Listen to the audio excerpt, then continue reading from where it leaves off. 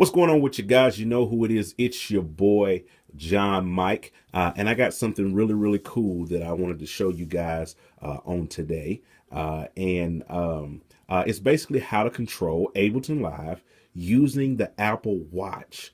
Now, I thought this was absolutely amazing, and it was actually one of the main motivators for me going ahead and buying this watch. The watch is absolutely amazing for other things, but the thing that I really thought was really cool and really drawing force to me was the fact that I could send MIDI signals from an app on my watch to Ableton to be able to send MIDI signals and launch clips and things like that. Because it's a whole lot easier. You know, when we're in church, we're playing on the keys, and you know what I'm saying, we're having to reach over and touch the computer and fool with the computer, and then or we got an APC and we're still having to reach over off of the keys and do that. But if I'm playing, it's a little bit, because my wrist is right here, and it's just so much more natural to reach over and just do that and start playing, as opposed to having to reach over to a computer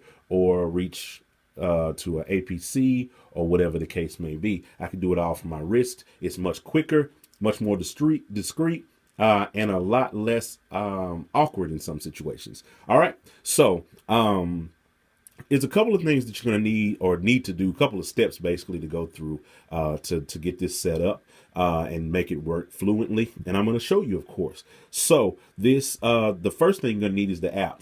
The app that does this is called WatchBand. WatchBand.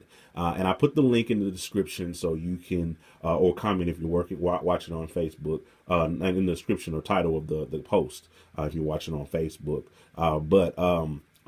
It's called WatchBand, and the app is about 99 cents. Very cheap app, doesn't cost a lot, not expensive, won't break the bank to get, and it's very simple setup.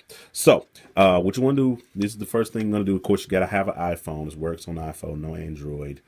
Sorry, guys. But what you're going to want to do is get that app, WatchBand, and you open up the app, and it shows you something kind of like this. So to set this up, all you got to do is go to presets.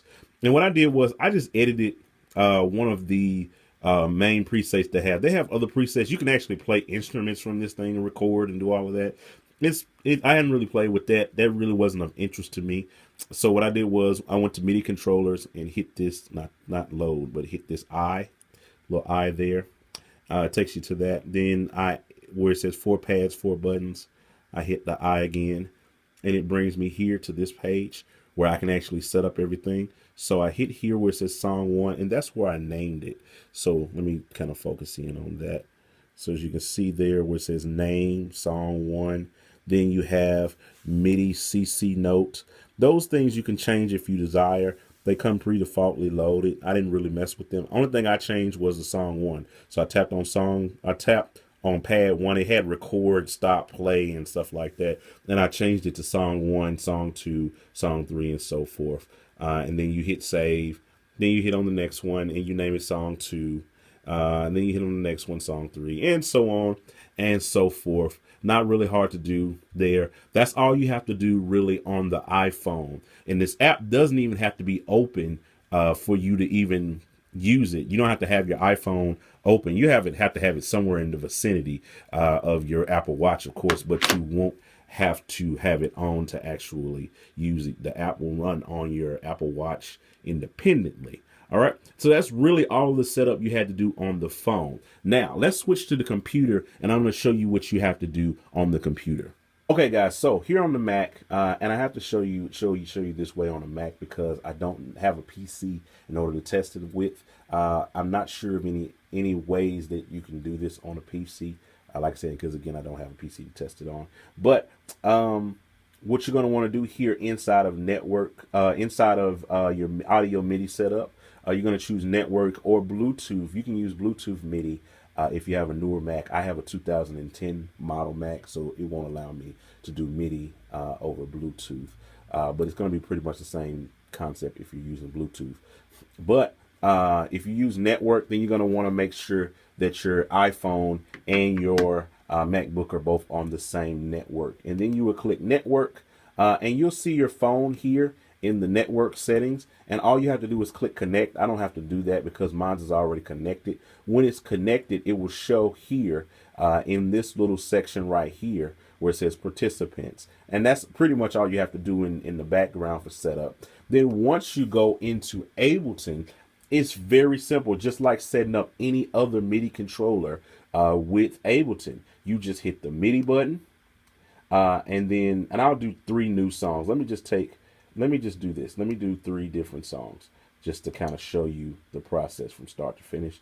I'm going to drag these 3 songs out of my set list area here in Ableton. And I'm going to drag up just 3 brand new click tracks and loops. We'll just drag these up here just randomly, whatever these 3 are. Put it up here and boom. All right, so you hit the MIDI button, and then all you have to do from there, you can do it from the watch or you can do it from the phone. I'll do it from the watch so you can just show you the power of it. Click here on that, and then we'll hit song 1. It's going to tell me that I've already got it mapped, so I'm going to hit yes. And then I'm going to do here, song 2. There it is. And yes. And then the same thing for song 3. And I hit yes. And then for the stop button, I just went over here and clicked on stop. And I just hit stop. And it's already mapped, so I don't have to do anything. And that's how I got it to stop when I stop, because you want to be able to stop your tracks in between your songs instead of having to hit the space bar. So now when I hit this one, triggers that. Song 2, stop. Song 3. So as you can see, they're just that simple to do it. Just that simple, just that quick. I've armed all of these buttons here to be able to launch scenes inside of Ableton very quickly, very easily, all from my wrist. Now, the last thing that you're going to want to do in order to make this work is go into your settings here on your Apple Watch. You're going to go into settings, and it's kind of hard to see, forgive the light, but you're going to go into settings, and you're going to go into general, and you're going to choose wake screen. And you're going to want to make sure that resume to previous activity is selected. Watch face is selected by default when you raise it down, and raise your wrist up. It automatically goes to your watch face. But you want to choose previous activity, because if you have watch face selected, when you even though you open this app, and then when you drop your wrist and bring it back up, it's going to go to the watch face and not back into the app. But if you have the previous activity thing selected, then every time you raise your wrist, you're going to see that. Every time you raise your wrist, and it'll stay like that for the whole service if you wanted to, or the whole session or the whole gig.